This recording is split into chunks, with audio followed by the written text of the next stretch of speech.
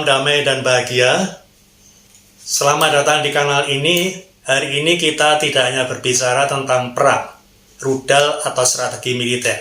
Kita akan menyelami sesuatu yang lebih dalam, makna spiritual dari apa yang sedang terjadi di Timur Tengah. Sebuah titik balik, sebuah pertaruhan besar antara masa lalu dan masa depan. Mungkinkah ini adalah napas terakhir dari peradaban lama? Pada Jumat lalu, dunia dikejutkan oleh serangan Israel terhadap fasilitas strategis di Iran. Sebagai balasan, Iran meluncurkan gelombang drone dan rudal balistik yang belum pernah terjadi sebelumnya ke wilayah Israel. Di saat yang sama, milisi pro-Iran dari Yaman, Suriah, Lebanon ikut bergerak. Serangan tak hanya terjadi di darat, tapi juga di udara, laut, bahkan ranah cyber.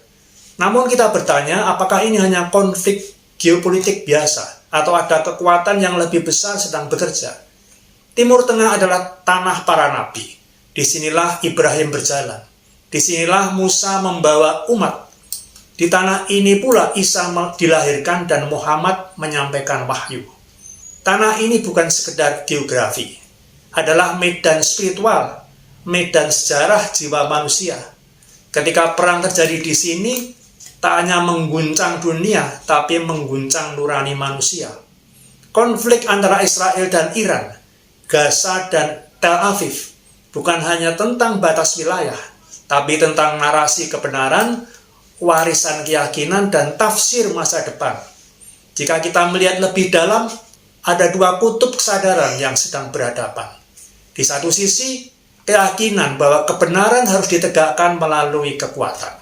Di sisi lain, keyakinan bahwa cinta, keadilan, dan kesabaran adalah jalan sejati. Israel sebagai negara yang bangkit dari luka sejarah panjang, membawa trauma diaspora dan Holocaust. Iran sebagai Republik Islam membawa semangat perlawanan terhadap dominasi global.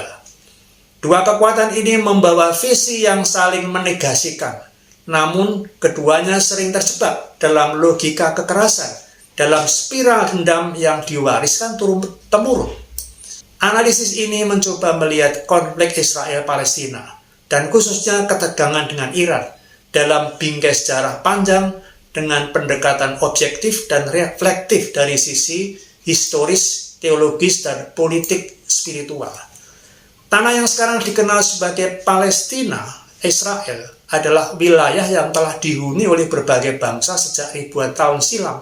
Dalam sekitar 3000 tahun lalu, abad ke-12 sampai ke-10 sebelum Masehi, wilayah itu dikenal dengan berbagai nama, Kanaan, Filistia, dan bagian dari tanah Kanaan.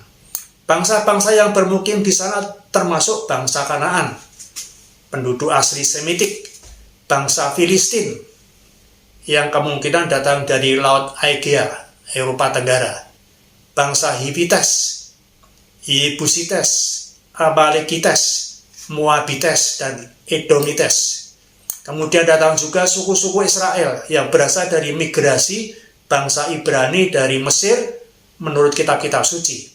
Sekitar abad ke-10 sebelum Masehi, suku-suku Israel berhasil membentuk sebuah kerajaan besar di bawah Raja Daud dan diperluas oleh Raja Sulaiman. Yerusalem dijadikan pusat pemerintahan dan spiritualitas. Namun kerajaan ini terpecah menjadi dua, Israel dan Yehuda. Dihancurkan oleh kerajaan Babilonia tahun 586 sebelum Masehi yang menghancurkan bait suci pertama. Diperbudak lalu diperintah oleh Persia.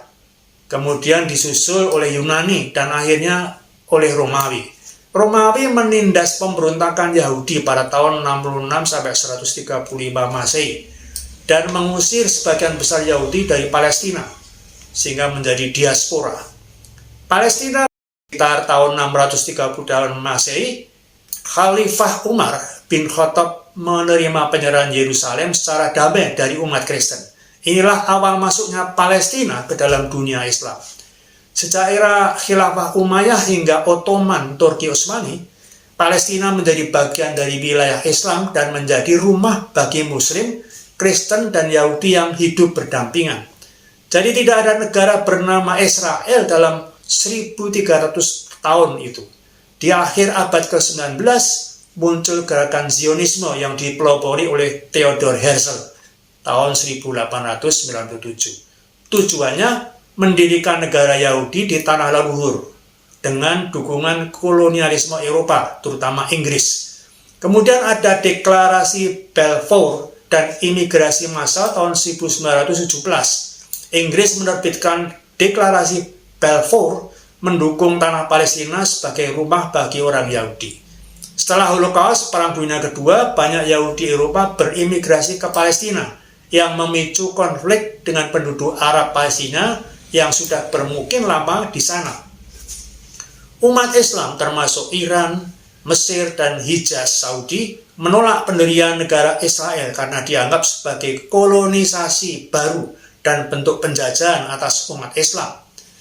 Yerusalem, tempat suci ketiga bagi umat Islam, dianggap dinodai secara spiritual dan historis.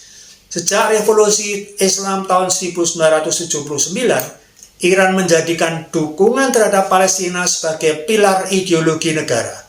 Israel dianggap sebagai rezim penjajah dan harus dihapus dari peta, yang sering disalahpahami sebagai ajakan genosid, padahal lebih bermakna simbolik, penolakan terhadap entitas politik yang menduduki. Banyak ulama baik Sunni maupun Syiah memandang keberadaan Israel sebagai bentuk istikbar global atau kesombongan imperial, perampasan hak tanah wakaf, dan penodaan Masjid Suci Al-Aqsa, pelanggaran atas adil atau keadilan dan amanah atas tanah para nabi. Jika ditarik ke dalam perspektif spiritual, Yahudi, Kristen, dan Islam sama-sama menganggap tanah Palestina sebagai tanah suci. Namun, kesucian seharusnya membawa kedamaian, bukan dominasi. Yang terjadi kini adalah kesucian menjadi komoditas politik. Umat beriman dari semua agama harus bertanya, apakah tanah yang dijanjikan kepada orang Israel itu benar-benar fisik? Atau tanah batin, tempat manusia tinggal bersama dalam kasih dan keadilan? Sejarah mengajarkan bahwa tanah Palestina adalah rumah bagi banyak bangsa, bukan monopoli satu kaum. Kejatuhan dan bangkitnya bangsa Yahudi adalah bagian dari dinamika sejarah, bukan justifikasi kekuasaan mutlak. Ketika memaksakan realisasi politik atas mitos religius, dan ketika umat Islam membalas dengan kebencian kolektif, maka yang hancur adalah kesempatan manusia untuk hidup berdampingan. Kita harus melampaui narasi siapa benar siapa salah, dan mulai membangun narasi siapa bisa menyembuhkan. Karena tanah suci tidak butuh penjaga bersenjata, ia butuh penghuni yang suci hati dan pikirannya.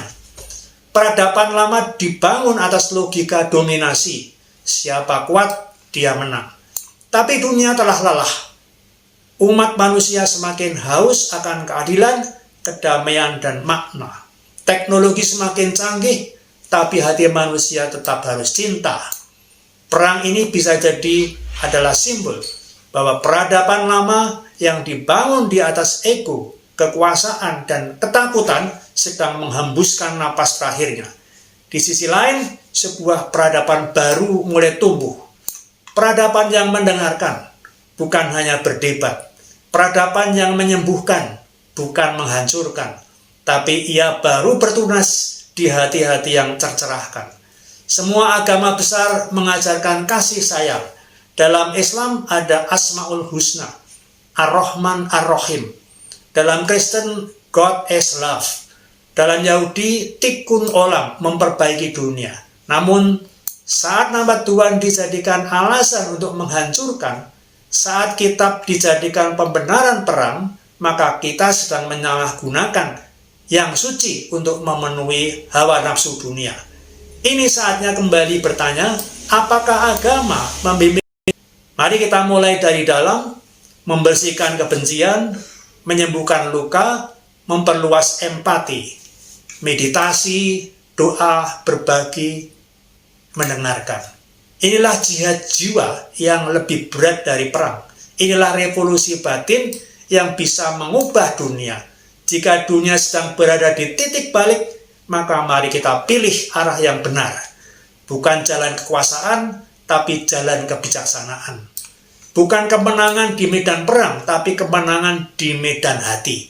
Karena pada akhirnya, peradaban yang bertahan bukanlah yang paling kuat, tapi yang paling penuh kasih. Jadi perang ini bukan lagi lokal, ini adalah ujian bagi tatanan dunia lama. Dunia sedang diseret oleh pusaran dualisme lama, timur versus barat, Zion versus revolusi, kapitalisme versus anti-imperialisme. Tapi apakah ini benar-benar tentang mereka? Atau sebenarnya tentang ego kita sendiri?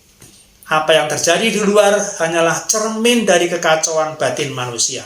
Nafsu memiliki, superioritas agama, dendam sejarah yang diwariskan.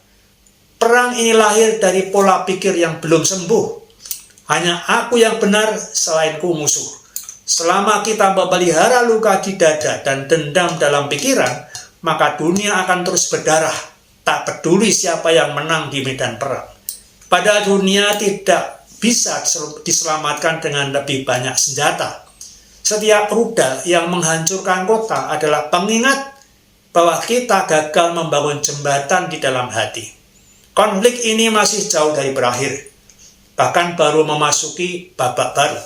Tapi sesungguhnya, kemenangan sejati bukan milik Israel atau Iran, tapi mereka yang mampu hidup tanpa kebencian. Jika video ini menggugah batin, mari kita sebarkan kesadaran, bukan kebencian, bukan propaganda, tapi semangat menyembuhkan bumi melalui jiwa yang damai. Cinta adalah senjata terakhir manusia, dan tidak ada tameng yang mampu menahan kedamaian yang tulus.